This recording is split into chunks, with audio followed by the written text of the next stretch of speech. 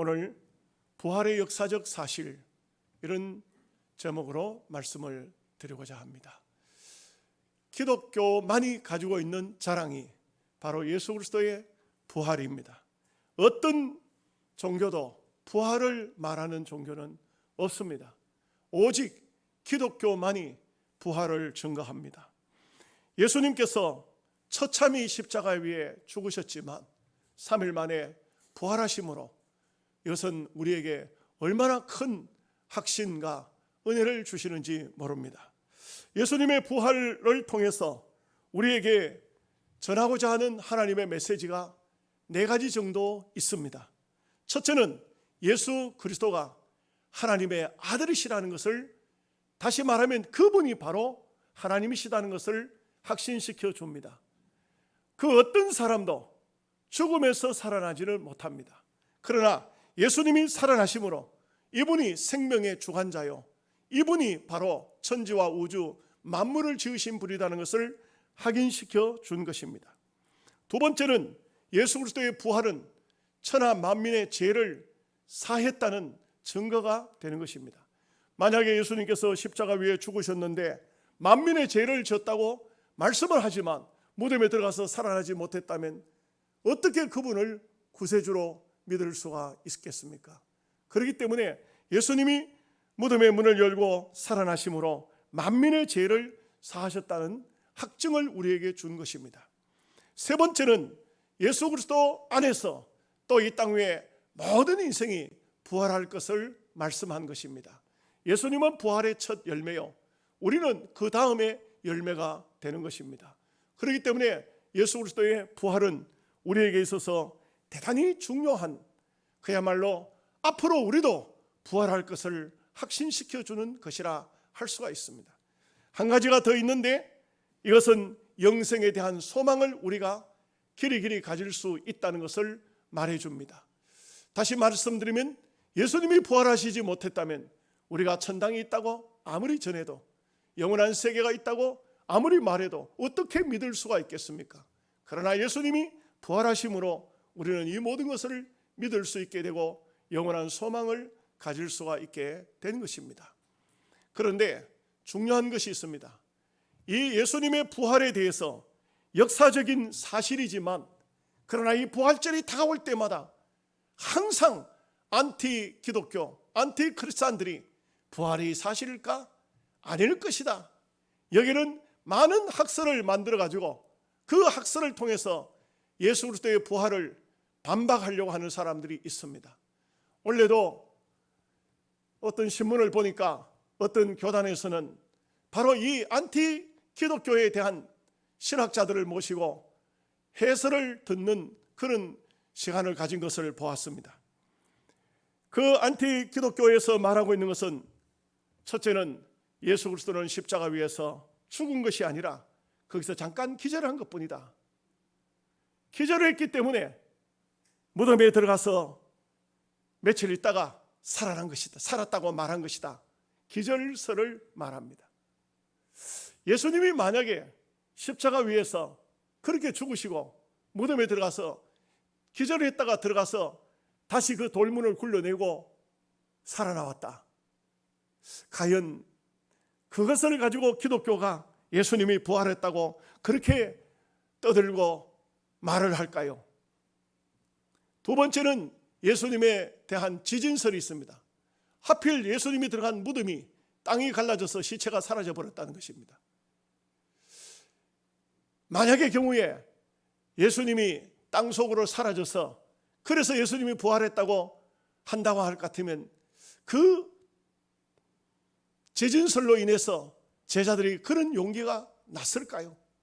예수님이 살았다고 보지도 않고 예수님의 부활을 목격도 안 하고 이렇게 예수님의 제자들이 부활을 외칠 수가 있었겠냐, 이런 말이죠. 그 다음에는 더 웃기는 게 예수님의 시체에 도적설이 있습니다.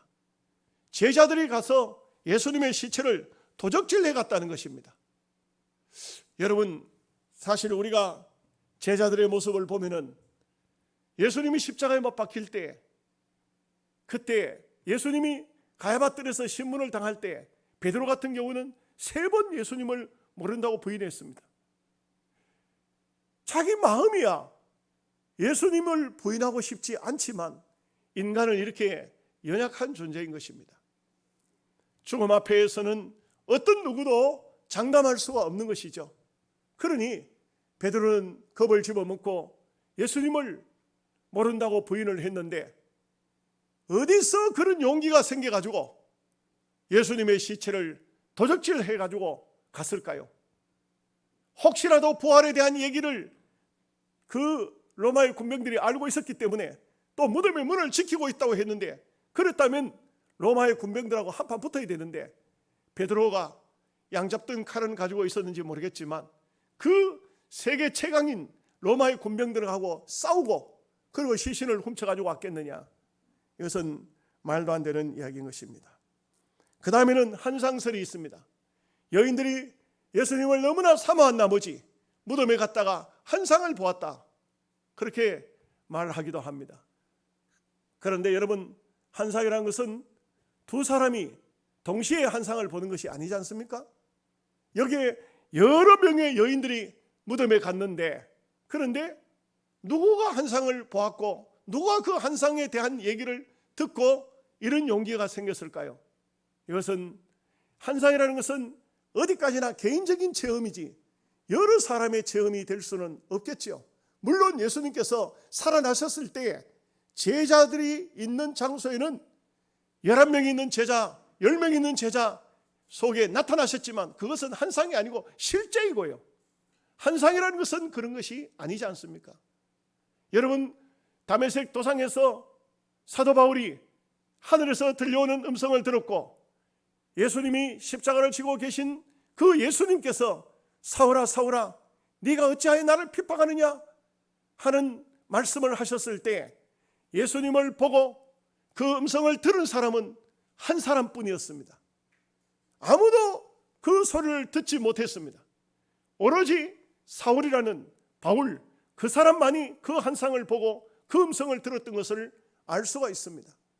여러분, 우리가 성경에 여러 군데서 보지만 한상이라는 것은 여러 사람에게 한 번에 한상이 나타나지 않습니다. 그 누군가에게 목적을 가지고 한상을 나타내는데 이 한상으로 인해서 이 많은 사람들이 예수님이 부활하셨다고 말한다는 그 사실 자체도 한상설도 맞지가 않은 것입니다. 또 더 웃기는 얘기는 신화설이 있습니다. 예수님을 신격화시키기 위해서 예수님이 부활했다고 말을 한다는 것입니다. 그러나 이 모든 것들은 예수 그리스도의 부활에 대해서 절대로 반박이 될 수 없는 허무맹랑한 이야기일 뿐이고 정답은 예수님 살아나셨습니다. 이것이 바로 역사적인 사실인 것입니다. 여러분, 역사 속에도 수많은 사람들이 이와 같은 얘기들을 가지고 지금도 계속해서 말하고 있지만, 그러나 신앙인들은, 참된 믿음을 가진 사람들은 지금도 기도하는 가운데 주의 음성을 듣기도 하고 한상을 보기도 하고 신앙의 확신이 오지 않습니까? 우리가 희미하게 믿음의 삶을 살면 온갖 잡다한 얘기들이 내 귀에 들려오지만 정말 하나님 앞에 기도하면 기도하는 성도에게는 하나님께서 반드시 살아계신 하나님의 역사가 그 삶 속에 나타나도록 되어져 있고, 그로 인해서 우리의 신앙은 계속적으로 어떤 상황 속에서도 신앙이 이어져 오늘 우리에게까지 올 수가 있다는 것을 우리는 잊어서는 안 되는 것입니다. 첫째로 예수님의 부활의 역사적 사실은 말씀대로 살아나셨다는 것입니다. 이것이 얼마나 중요한지 모릅니다. 여러분, 그냥 예수님께서 살아나신 것이 아니고 말씀하신 대로 살아나셨다. 여기 6절 말씀에 보면 여기 계시지 않고 살아나셨느니라. 갈릴리에 계실 때에 너에게 어떻게 말씀하셨는지를 기억하라. 갈릴리에서 예수님께서 어떻게 말씀하셨습니까? 누가복음 9장 22절 말씀에 이 말씀이 나옵니다. 이르시되 인자가 많은 고난을 받고 장로들과 대제사장들과 서기관들에게 버림받아 죽임을 당하고 제3일에 살아나야 하리라. 예수님이 제자들에게 하신 말씀이에요. 여기 예수님께서 하신 말씀은 인자가 많은 고난받고 장로, 대제사장, 서기관들에게 그들에게 버림받고 죽임을 당하고 3일 만에 살아나야 하겠다는 것을 일찍이 말씀하신 것입니다. 신신학자들 중에는 예수님의 부활설을 그것을 덜 믿게 하고 안 믿게 하려고 예수님은 재수없이 붙잡혀서 죽었다, 그렇게 말하기도 합니다. 그러나 절대 재수없이 붙잡혀 죽으신 것이 아니고 주님이 말씀하신 대로, 주님이 여러 말씀을 많이 하셨습니다. 그 말씀대로 살아나셨다는 것입니다. 누가복음 9장 44절에서 45절 말씀에 이 말을 너희 귀에 담아두라. 인자가 장차 사람들의 손에 넘겨지리라 하시니 그들이 이 말씀을 알지 못하니 이는 그들로 깨닫지 못하게 숨긴 바 되었습니다. 또 그들은 이 말씀을 묻기도 두려워하더라. 주님이 분명하게 말씀하셨습니다. 내가 사람들에게 넘겨져서 죽임을 당해야 되겠다. 요한복음에도 보면 하늘의 밀이 땅에 떨어져 죽지 않으면 하늘 그대로 있지만 죽으면 많은 열매를 맺느니라. 예수님은 수도 없는 말씀을 많이 하셨습니다. 요나가 물고기 뱃속에 들어갔다가 3일 만에 살아난 같이 성전을 헐라 3일 만에 일으키리라. 이때 제자들은 알지 못했지만 시간이 지나고 세월이 지나서 그 말씀은 성전된 주님의 몸을 헐라는 것이고 3일 만에 살아나신다는 것은 요나가 물고기 뱃속에 들어갔다 3일 만에 살아난 같이 인자가 성전을 3일 만에 일으키겠다는 것은 자기의 몸을 일으키겠다, 다시 살리겠다는 것을 말씀한 예언의 말씀인 것입니다. 여러분, 예수님의 부활은 그냥 이루어진 것이 아닙니다. 어쩌다가 한 사람이 죽었다가 살아난 그런 것이 아닙니다. 이는 말씀대로 살아나신 것입니다. 오늘 이 본문의 말씀에 여인들이 예수님의 무덤을 찾아갔습니다. 이른 새벽입니다. 여러분, 사람이요, 아무리 사랑하는 사람이라도, 아무리 부부 사이든지 부모와 자식 간이든지 사랑하는 사람이라 할지라도 죽고 나면 시체입니다. 그렇지 않습니까? 왠지 모르게 사람이 죽고 무덤에 들어간다 하는 것은, 그 다음에는 그 무덤을 간다는 것은 별로 그렇게 달갑지가 않습니다. 그런데 이 여인들은 얼마큼 예수님을 사랑했나 하는 것을 여실히 보여주는 것이, 향유를 준비했다가 안식일이 끝나자 이른 새벽에 예수님의 무덤에 갔는데 그 무덤에 향유를 바르기 위해서 갔다는 것은, 이것은 얼마나 예수님을 사랑했는가 하는 것을 보여줍니다. 여러분, 무덤이 우리나라 같은 데는 땅을 파고 매장을 하지 않습니까? 예수님의 무덤은 그런 무덤이 아니에요. 또 예수님이 있는 무덤이 있는 그 장소에는 많은 무덤들이 있었어요. 지금도 유대인들은 땅을 파고 매장하는 무덤은 많지 않아요. 그런 무덤은 잘 못 봐요. 예수님의 그 무덤도 예루살렘에 가면은 예수님이 들어가셨던 무덤이라고 빈 무덤을 관광시키고 있습니다. 가이드가 그것을 인도하기도 합니다. 빈 무덤이죠. 그냥 그 빈 무덤입니다. 아무것도 없습니다. 그 안에는 아무것도 없어요. 들다 봐도 아무것도 없고, 거기에 무슨 뼈 한 조각도 없습니다. 다른 무덤들도 이렇게 가서 보는데, 그 성지순례 갔다가 보면은 거기는 많은 그 동굴인데 거기에 많은 그 간들을 갖다 놨어요. 그 간들 속에 보면 그 보다가 보니까 조그만 간도 하나 있더라고요.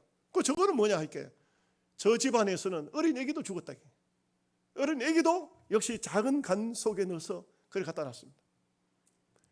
무덤에 간다는 것은, 그것은 좀 공동묘지 같은데 어떻습니까? 이른 새벽에 갈만 합니까?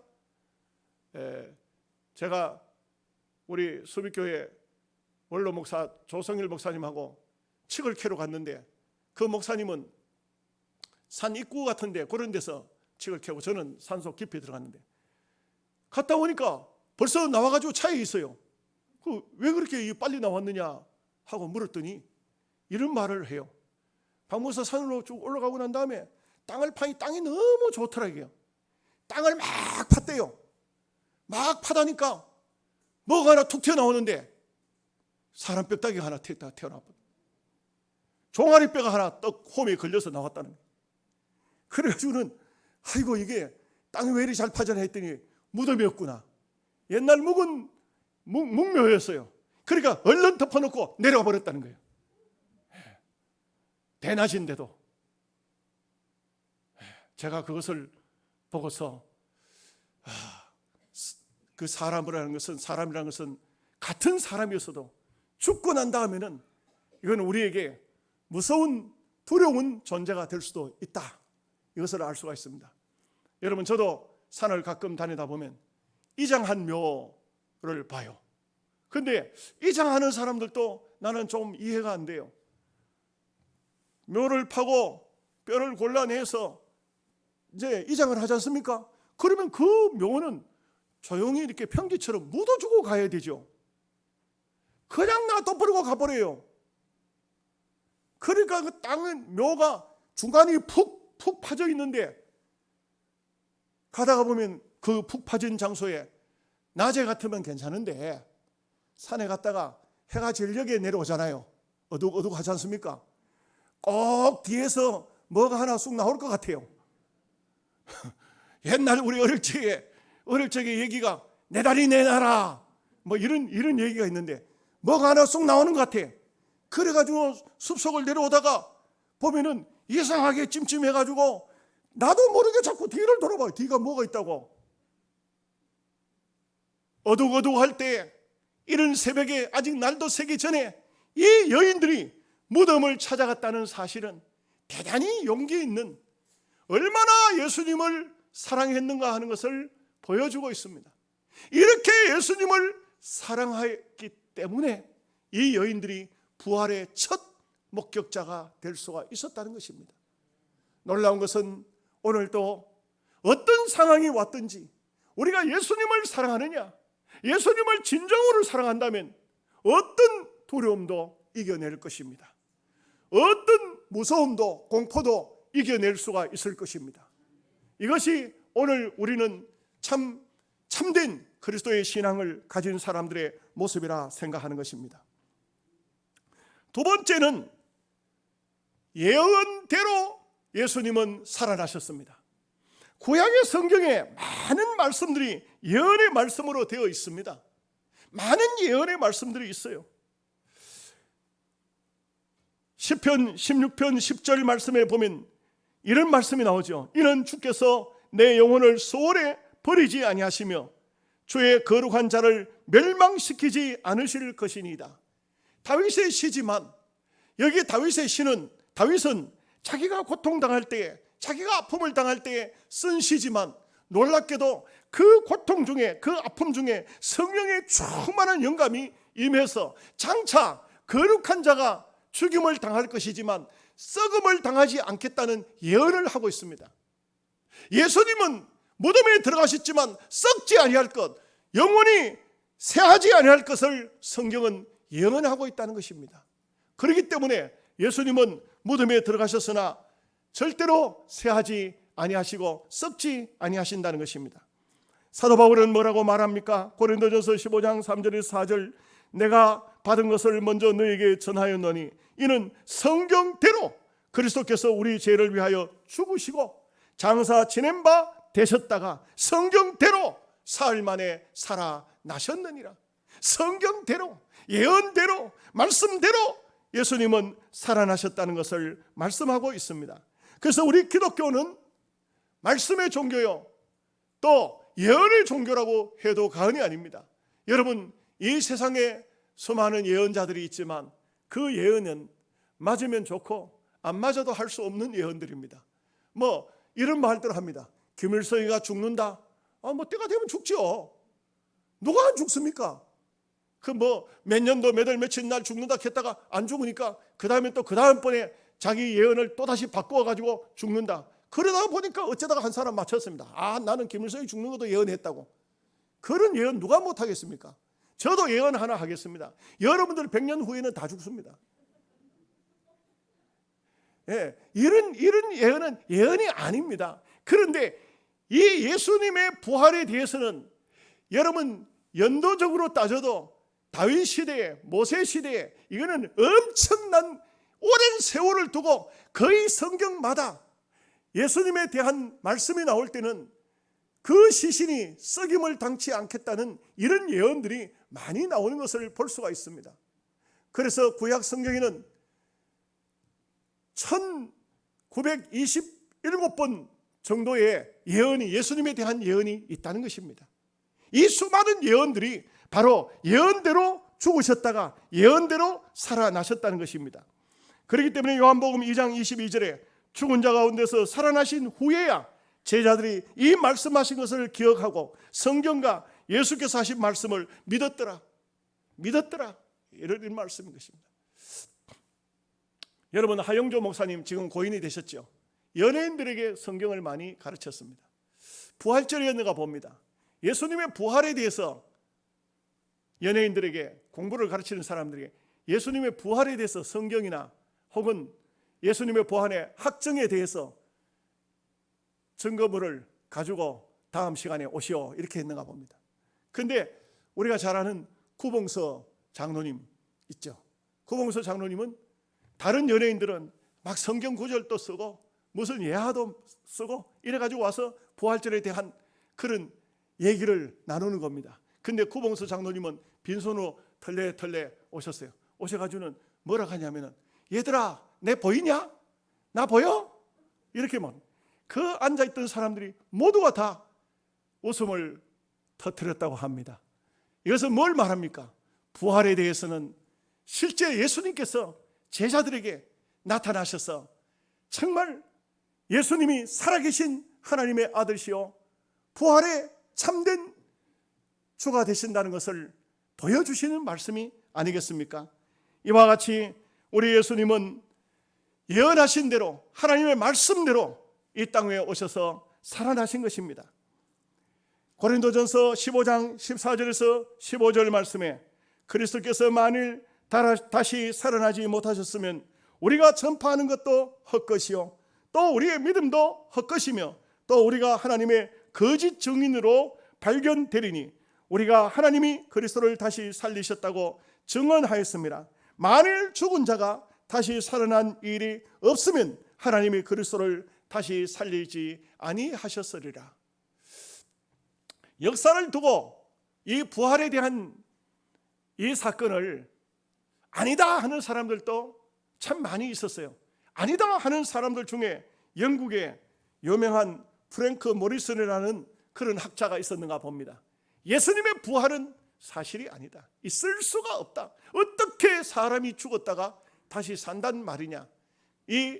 그래서 프랭크 모리슨이라는 사람은 모든 성경을 갖다 놓고 또 모든 학자들이, 기독교 학자들이 쓴 책을 갖다 놓고 이걸 연구해서 자기는 예수님의 부활이 사실이 아니고 가짜라는 것을 밝혀내겠다. 그렇게 해서 글을 읽고 글을 쓰려고 했는데 예수님의 부활은 사실이 아니다 하고 한 줄 써놓고 그 다음에는 더 이상 쓰지를 못했어요. 심지어 이분은 이제 부활이 아니다는 사실을 하다가 결국은 부활에 대해서 긍정을 아니할 수 없었습니다. 이 불신자가, 이 학자가 나중에 어떤 글을 썼느냐. 책 제목을 누가 돌을 옮겼나. 이 책을 이 제목으로 부활의 증인이 되는 책을 썼습니다. 여러분, 그렇습니다. 예수 그리스도를 정확히 알지 못하면, 예수 그리스도를 연구하지 않으면 엉뚱한 말을 하지만 깊이 있게 성경을 연구하면은 예수님은 부활하셨다는 것을 확신할 수밖에 없습니다. 세 번째, 우리는 이 예수님의 부활절을 통하여서 확신을 가지고 우리도 부활의 증인이 되어야 된다는 것입니다. 이렇게 되기 위해서는 기도해야 합니다. 기도하지 않고는 부활신앙을 가질 수 없습니다. 부활신앙이라는 것은 죽어도 다시 산다는 것입니다. 여러분, 인도의 성자라고 불리는 썬다싱이라는 사람이 영국을 방문했습니다. 그랬을 때 영국의 많은 기자들이 썬다싱을 향해서 묻습니다. 당신네 종교는 정통적으로 힌두교가 아닙니까? 그런데 왜 기독교로 개종했습니까? 그렇게 물었습니다. 썬다싱의 대답이 이런 말이 있습니다. 예수 그리스도가 살았기 때문입니다. 이 한마디입니다. 예수 그리스도가 살았기 때문입니다. 이 한마디로 썬다싱이 힌두교를 믿지 않고 기독교를 믿는 이유인 것입니다. 여러분, 마호메 교를 믿는 한 사람이 붙잡혀서 재판에 넘겨졌다고 합니다. 이 재판을 하는 사람이 이 사람에게 묻습니다. 너는 어째서 기독교를 너의 종교로 받았느냐 하고 묻습니다. 그때 이 사람이 재판장님, 하나 묻겠습니다. 길을 가다가 갈래길이 있는데 사람이 두 사람이 있습니다. 한 사람은 죽었고 한 사람은 살았습니다. 누구에게 길을 물어야 되겠습니까? 그러니까 이 재판장이 그 재판을 받는 사람을 향해서 당연히 살아있는 사람에게 물어야 되지 하고 말했습니다. 그때 이 사람이 하는 말이, 재판장님, 예수님은 살아계신 분입니다. 그렇기 때문에 나는 예수님께 길을 물을 수밖에 없었습니다. 여러분, 얼마나 영리한 그런 답변인 것입니까? 그렇습니다. 예수님은 살아계십니다. 사는 분이기 때문에 그분에게 길을 물어야 되고 그분에게 우리의 가는 길을 인도해 달라고 해야 하는 것입니다. 부활의 주님을 만나게 될 때에 우리에게 하나님께서 주시는 상이 세 가지 정도가 있습니다. 첫째는 부활의 주님을 만나게 되면 마음속에 평화가 옵니다. 참된 평화가 옵니다. 여러분, 이 세상에 얼마나 두려움과 공포가 많습니까? 여러 가지로 두려움, 공포가 많지요. 우리가 사는 세상도 얼마나 어렵습니까? 앞으로 총선이 끝나고 난 다음에 그 어떤 정치인이 말한 것처럼 사회주의 국가로 만들려고 한다는, 왜 그러냐, 그렇게 하는 이유를 이렇게 말해요. 땅값이 너무 올라가니까 서민들이 살기가 어렵고 전셋집도 너무 올라가니까 서민들이 살기가 어려우니 정부에서 다 관리를 해야 된다. 정부에서 다 관리해야 된다. 말이 맞아요. 그 사람의 말이 맞아요. 상당히 인기가 있어요. 불신자들 속에는. 오늘 우리는 이거 큰일 났다. 앞으로 예배도 정부의 허락을 받아서 예배를 드려야 되고 교회도 정부에 바쳐야 되지 않느냐 이게요. 그럼 교회가 우리 게 아닌데 정부의 허락을 받아야 이제는 예배를 드릴 수가 있는데 이게 어려운 시기가 온다. 중국처럼 되어버린다. 이렇게 하지만 세상 사람들은 서민들이 훨씬 더 많죠. 밑바닥에 민초들이 훨씬 더 많죠. 기득권자들은 5%밖에 안 되지 않습니까? 한 5% 정도가 이 나라의 전체를 움직이고 있죠.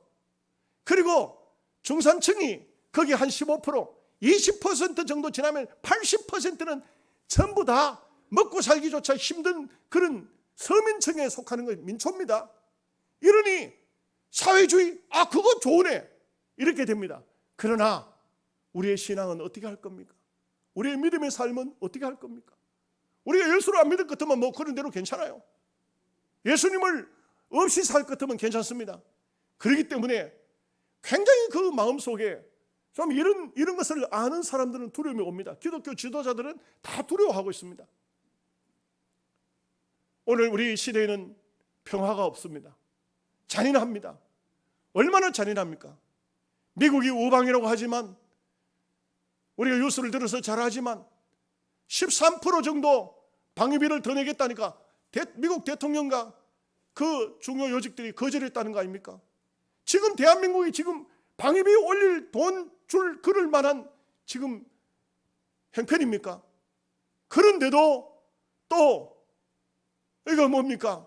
모든 한 가정에 한 사람당 50만 원씩 주자, 100만 원씩 주자, 어떤 국회의원은 거기에 보니까 매월 150만 원씩 주자, 코로나 걸린 사람은 1억씩 준다, 이런 사람도 나왔어요. 이거 기가 막힌 세상이, 이거는 나라 돈 갖다가 마음대로 막 써버리고 나라 거지 만들어버리고 그렇게 하겠다는 거 아닙니까? 불안한 시대입니다. 정치인들은 아무도 믿을 수가 없는 것 같아요. 저는 볼 때 그 누구를 믿을 수가 있겠습니까? 이런 불안한 시대에 예수님만이 너에게 평안이 있을지어다. 예수님만이 우리에게 참된 평화를 주실 수 있는 분이신 것입니다. 그렇기 때문에 우리가 신앙을, 부활의 신앙을 갖게 되면 죽어도 다시 살리라.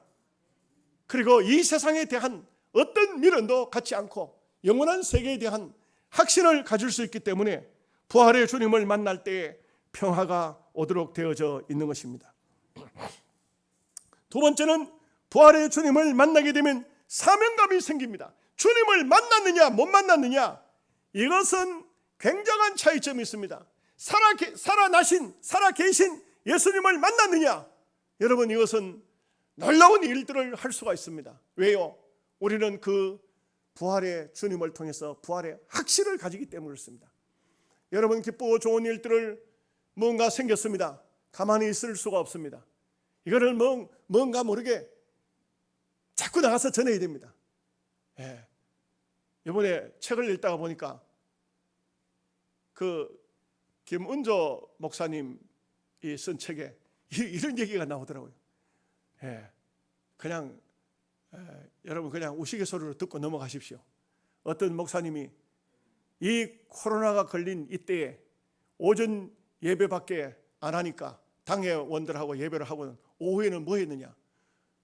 골프를 치러 간 거예요. 주일날 골프를 치러 갔어. 그런데 이 목사가 골프를 쳤는데 그것도 당회원들을 매치하고 같이 간 거예요. 목사 장로가.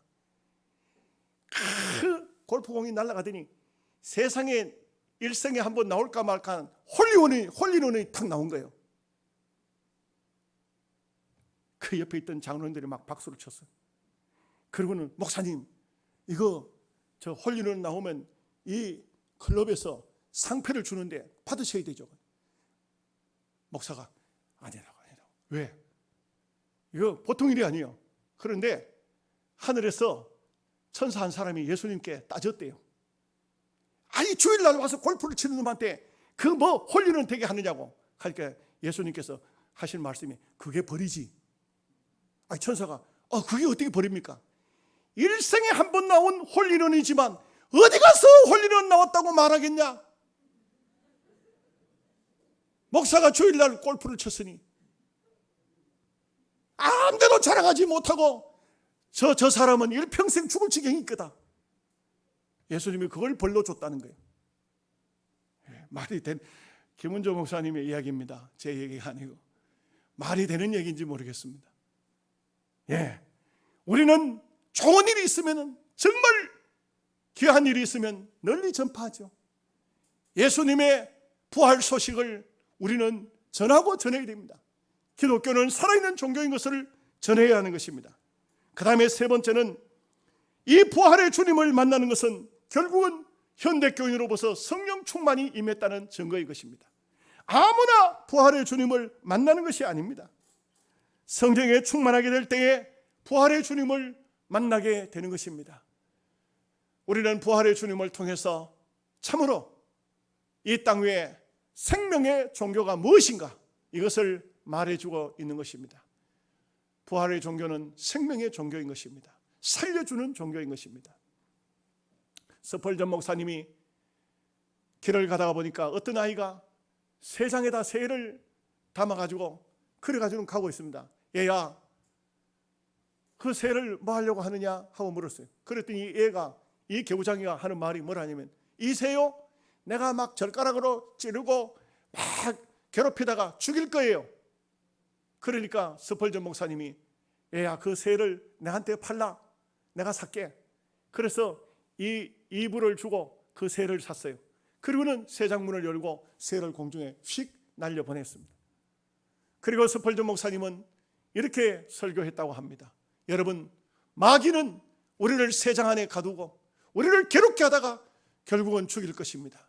그러나 예수님은 대가를 지불하고 그 새를 공중으로 날려보내 자유를 주신 같이 우리에게 진정한 자유를 주셨습니다. 그렇습니다. 부활주일은 우리에게 진정한 자유를 주신 하나님의 은혜의 절기인 것입니다. 이 귀한 절기에 언제나 주님 앞에 감사하며 부활신앙을 더 깊이 가지시기를 주님의 이름으로 축복합니다.